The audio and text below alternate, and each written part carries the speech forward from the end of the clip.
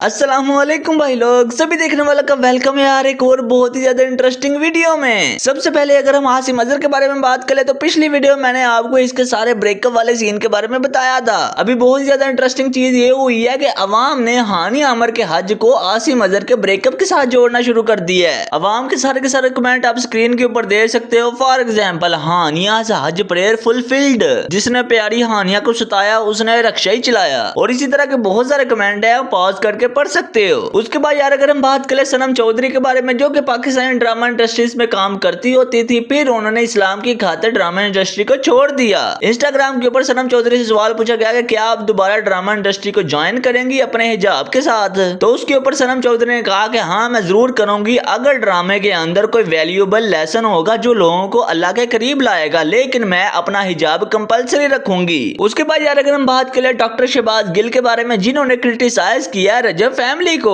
गजल जवाद ने अपनी बेटी के लिए कोई सेरेमनी अरेंज की हुई थी, उसके अंदर रजब भट्ट और उसके दोस्त आके अपने ही घर की औरतों के ऊपर पैसे फेंक रहे थे। तो इसके ऊपर शहबाज गिल ने यह क्रिटिसाइज किया है कि ये तो पुराने दौर में होता था जब मुजरे के लिए औरतों को बुलाया जाता था, फिर उन औरतों के ऊपर पैसे फेंके जाते थे, लेकिन ये क्या काम हो रहा है कि अपने घर की औरतों के ऊपर ही पैसे फेंके जा रहे हैं, वो भी लोगों के सामने। अब एग्जैक्टली उन्होंने क्या बोला है आप खुद ही सुन लो जरा। मेरा मतलब है कि ਅਸੀਂ ਇਹ ਮੁਜਰਿਆਂ ਸ਼ੁਜਰਿਆਂ ਦੇ ਵਿੱਚ ਤੇ ਪੈਸੇ ਸੁੱਟਦਿਆਂ ਵੇਖਿਆ ਸੀ, ਉਹ ਵੀ ਮਾਯੂਬ ਗੱਲ ਹੀ ਲੱਗਦੀ ਸੀ ਜ਼ਾਹਿਰ ਹੈ। ਤੇ ਉਹਦੀ ਕੋਈ ਵੀਡੀਓ ਸਾਹਮਣੇ ਆਈ ਤਾਂ ਸਾਨੂੰ ਪਤਾ ਲੱਗਦਾ ਸੀ ਬਈ ਮੁਜਰਿਆਂ 'ਚ ਕਿਸੇ ਨੇ ਪੈਸੇ ਸੁੱਟ ਛੜੇ ਨੇ, ਲੇਕਿਨ ਇਹ ਲੋਕ ਆਪਣੀਆਂ ਭੈਣਾਂ ਤੇ ਆਪਣੀਆਂ ਬੀਵੀਆਂ ਤੇ ਆਪਣੀਆਂ ਮਾਵਾਂ ਤੇ ਪੈਸੇ ਸੁੱਟਣ ਡਏ ਨੇ। ਪਤਾ ਨਹੀਂ ਉਹਨਾਂ ਨੂੰ ਕੀ ਬਣਾਉਣ ਡਏ ਨੇ ਆਪਣੇ ਘਰ ਦੀਆਂ ਔਰਤਾਂ ਨੂੰ, ਤੇ ਕੀ ਪੇਸ਼ ਕਰਨ ਡਏ ਨੇ। ਮੈਂ ਬੜੇ ਬੜੇ ਬਲੱਜ ਵੇਖੇ ਸਨ, ਪਰ ਅੱਜ ਕੱਲ੍ਹ ਜਿਹੋ ਜਿਹੇ ਬਲੱਜ ਮੈਨੂੰ ਨਜ਼ਰ ਆ ਰਹੇ ਨੇ ਮਾਰਕੀਟ ਦੇ ਵਿੱਚ, ਇਹ ਉਹੀ ਬੇਸ਼ਰਮ ਨੇ ਜਿਨ੍ਹਾਂ ਦੇ ਰੁੱਖ ਗਿਆ ਉਹਨਾਂ ਕੇ ਚਲੋ ਚਾਰ ਯਾਰ ਛਾਵੇਂ ਬਹਿਣਗੇ। ਤੇ ਮੈਂ ਉਹਨਾਂ ਖਵਾਤੀਨ ਤੋਂ ਵੀ ਹੈਰਾਨ ਹੈ ਜਿਹੜੀਆਂ ਕਰਤੂਤਾਂ ਉਹ ਕਰਨ ਡਈਆਂ ਨੇ ਬਹਿ ਕੇ ਮਾਜ਼ਰਤ ਦੇ ਨਾਲ, ਜਿਹੜੀਆਂ ਹਰਕਤਾਂ ਉਹ ਕਰਨ ਡਈਆਂ ਨੇ। ਬੱਚੇ ਛੋਟੇ ਨੇ, ਉਹ ਛੋਟੀ ਬੱਚੀ ਨਾਲ ਬਿਠਾਈ ਹੈ, ਬੱਚਾ ਜਿਹੜਾ ਗੋਦ 'ਚ ਹੈ, ਉਹਨਾਂ ਦੀ ਇਹ ਪਰਵਰਿਸ਼ ਕੀ ਕਰ ਰਹੇ ਨੇ, ਉਹਨਾਂ ਨੂੰ ਇਹ ਕੀ ਸਿਖਾ ਰਹੇ ਨੇ।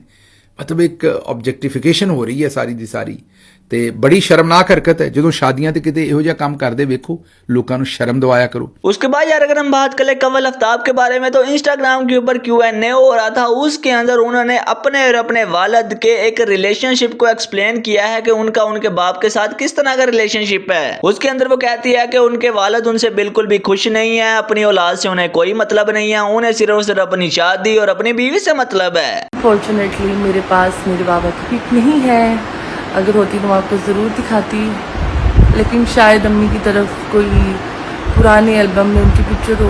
मेरा प्लान है 1-2 दिन में मैं जाऊँ उनके साथ पिक्चर लूँ, लेकिन मैं उनकी पिक्चर कभी दिखाऊंगी नहीं, क्योंकि उनको कोई प्राउड नहीं है और उनको फ़र्क पड़ता ही नहीं है कि उनकी औलाद हो या ना हो। मतलब उनको बस शादी से फ़र्क पड़ता है, बीवी से फ़र्क पड़ता है, बच्चों से फ़र्क नहीं पड़ता। तो इसीलिए उनकी पिक्चर में कभी भी नहीं दिखाऊंगी। उसके बाद यार अगर हम बात करें तलहा अंजुम के बारे में, तो तलहा अंजुम लाइव परफॉर्म कर रहे थे, क्राउड में से किसी लड़के ने उसके ऊपर बोतल फेंक दी पानी की। इसके ऊपर वहां पे तकरीबन लड़ाई हो जाती है, उस लड़के को आइडेंटिफाई किया जाता है, उसको स्टेज के ऊपर बुलाया जाता है, उसके साथ हीटेड आर्ग्यूमेंट हो जाए और फिर भाई साहब उसको बैक स्टेज ले जाया जाता है। वहां पे जाकर क्या होता है फिलहाल तक इस चीज का नहीं पता। जिन्होंने बोतल के अंदर अपनी बहन का रिश्ता मुझे फेंका दिया,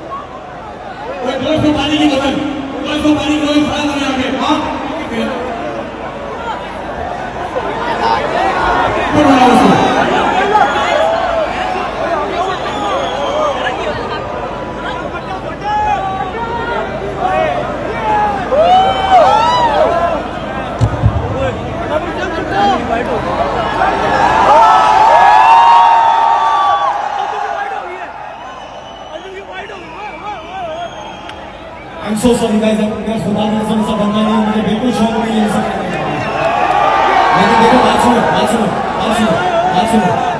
अपने आप को मेरे कदमों में रखो, मैं यहाँ पे आपके लिए खड़े हो, मेरी बेइज्जती होगी तो क्या होगा। तो ये गंदा अंडा था, इसको मैं निकाल दिया।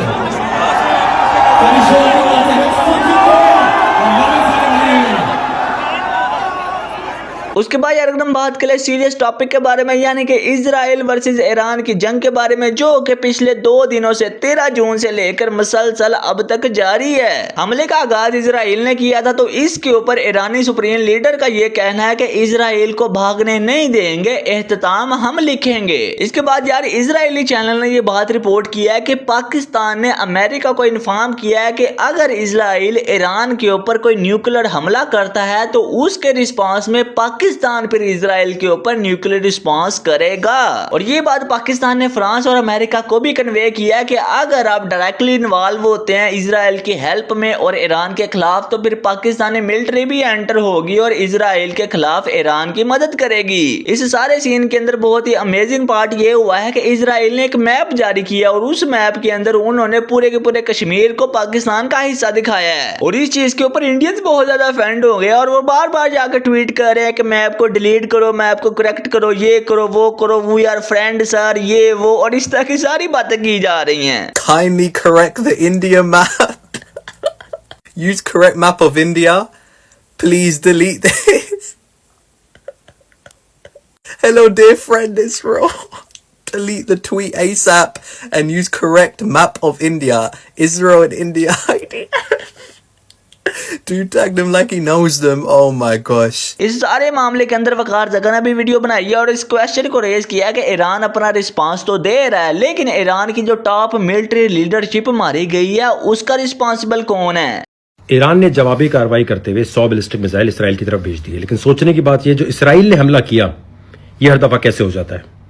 एज अ पड़ोसी हमारा हक बनता है कि हम ईरान के ट्विटर अकाउंट पे जाके पूछें कि आपकी खुफिया एजेंसी के लोग कितना बिक जाते हैं। आपके 2 न्यूक्लियर साइंटिस्ट जो है उनको मार दिया, कमांडर इन चीफ को मार दिया, इतने सारे लोगों को कैसे मार रहे हैं डायरेक्टली? कोई बायोकेमिकल इस तरह का कोई टेक्नोलॉजी तो नहीं आ गई कि डायरेक्टली डीएनए के वजह से डायरेक्टली मिसाइल जाके लगता हो। ये कैसे पता चलता है इनको? इन्फॉर्मेशन हर दफा कैसे पता चल जाती है?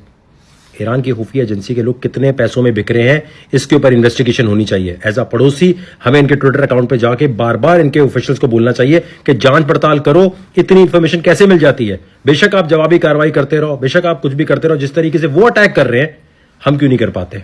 हम एक वाकया दिखाओ कि ईरान ने कभी इस तरह अटैक कर दिया हो। उसके बाद यार अगर हम थोड़ी सी क्रिकेट की बात कर ले तो बाबर आजम पाकिस्तानी हिस्ट्री के वो पहले प्लेयर बन गया जिनको बीबीएल ने डायरेक्टली साइन कर लिया है। यानी कि बाबर आजम किसी भी ड्राफ्ट में शामिल नहीं हुए बल्कि उनको डायरेक्टली सिडनी सिक्सर्स ने साइन कर लिया है। और इसके बाद इंटरेस्टिंग सीन ये हुआ है कि सिडनी सिक्सर्स जिसकी सोशल मीडिया की रीच बाबर आजम से पहले हजारों में थी, बाबर आजम की पोस्ट लगाने के एग्जैक्टली बाद उसके सोशल मीडिया की रीच मिलियंस में चली गई है। उसके बाद यार एक और बहुत ज्यादा इंटरेस्टिंग सीन ये हुआ है कि दिस टाइम फॉर अफ्रीका वाला सीन हो गया, क्योंकि साउथ अफ्रीका ने वर्ल्ड टेस्ट चैंपियनशिप के फाइनल में ऑस्ट्रेलिया को हरा दिया और 27 साल बाद एक आईसीसी टूर्नामेंट को जीत लिया है। इस सारे मैच के अंदर टिम्बा बहूमा को लेकर बहुत ज्यादा मजे मजे की फनी मीम्स भी बन रही हैं। आप एक छोटी सी मीम चेक करो जरा।